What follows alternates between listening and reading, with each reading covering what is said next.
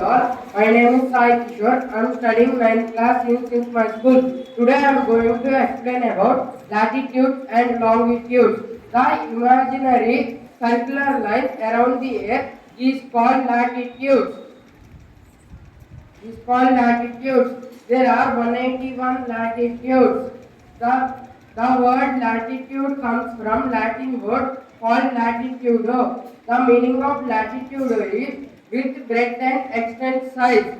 The uses of latitude is we can divide the division of climate can be used to study with the latitudes. Now I am going to explain about longitude. The semicircular line around the earth is called longitude. There are 360 longitudes.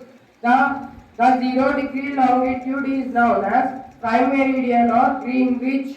We can use longitudes we can use longitudes to locate a place of time and climate with the longitudes. Thank you.